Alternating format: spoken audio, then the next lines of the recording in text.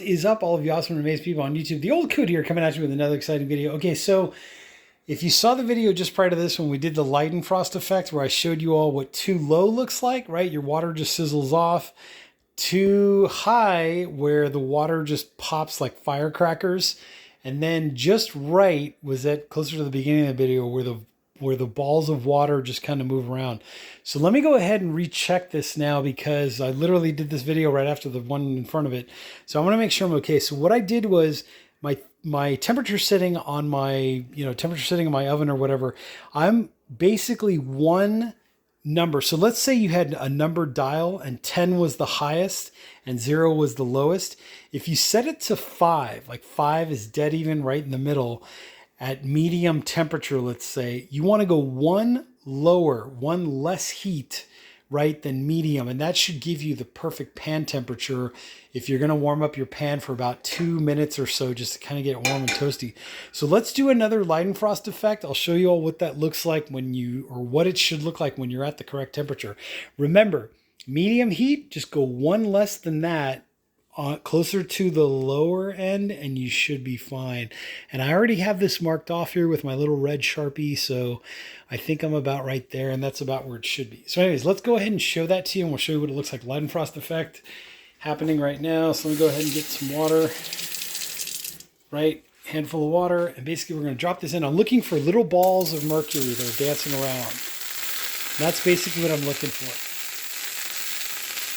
So even this might be a little bit too high, right? So I'm just going to lower just a touch, lower this just a touch. And eventually, after doing this over and over and over again in your own kitchen, you'll kind of get used to where you should be. So I want to wait for all that water to evaporate, because the last thing you want to do is see, this is better. See that one ball in there that just keeps moving around? Well, anyways, I'm going to dump that out. Okay, here we go. So now we're back. Okay, so what I want to do now is I want to put my oil in. You could use butter or oil, makes no difference. Let's do the butter thing, because I want to show everybody what this actually looks like. So, okay, so here's some butter, right? This is salted butter, Costco, right? Grade AA, you get the idea. We'll leave the oil aside, because I know a lot of people are going to want to use butter, so let's use butter. We'll do avocado oil in another video, but let's do this for now, just so we can kind of show you all what this looks like. So I'm gonna take about, I'm eventually going to use this whole piece right here, which is a little over a tablespoon, but let me just drop in a little bit so you can kind of see what it's going to do.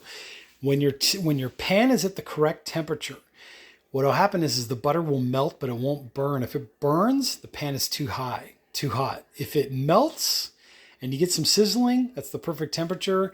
You want to let it sit for a little bit, and then we're going to drop in our eggs, and I'll show you that in a second. So anyways, just make sure we're at the correct temperature here, which is kind of closer to like the lower end of the spectrum right there, as you can see, or sorry, medium low. And I kind of have mine dialed in right now because it's been on now for 3 minutes, but I'm going to go ahead and put my butter in. So we're getting sizzle, but there's no burning. That's the trick. Is you do want a little bit of sizzle. Browning is okay. Now's a good time to turn on my new hood fan. Okay, so once this stops sizzling, about right now is when I'm going to shut off the heat, believe it or not. My pan's hot enough, there's no reason to keep the heat on.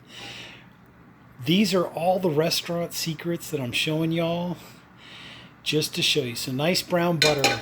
Now it's time to put my eggs in. So I'm going to go ahead and just give them one last little beat. Room temperature eggs, very, very important. Room temperature eggs, between 72 and like 68 degrees or so. I'm going to pour my eggs in. And just look at that residual heat that's coming off of that pan. Another tip or trick, you can either use silicone tongs, OXO Good Grips, or you could use something like this, which is a Dehydrator silicone spatula. But see, we're browned, we're not burned. Very, very important. There's no black in here. It's brown, and that dark brown, that brown butter sauce is perfect. So what I'm going to do is I'm just going to give this a little pull so that the rest of the eggs can come in there. Remember, there's no heat. I shut the heat off entirely. Getting some nice marbling going on, but see how there's no stickage? There's no stickage and my eggs are cooking, right? So here we go, here we go. And what's going on here is the residual heat in the pan, the carryover cooking, is what is basically helping to cook these eggs. So I'm about halfway done. This is the point where if I was gonna throw something in there, mix in like a cheese or an onion or a mushroom or whatever, that's when I would do that. This is also the time to season. So now is when I wanna grab some salt, putting in about like a pinch of salt, maybe a quarter of a teaspoon, even less than that. I don't know, whatever salt is to your liking. Now is when I wanna do my flip. So I'm just gonna go ahead and jiggle, jiggle, jiggle, and flip.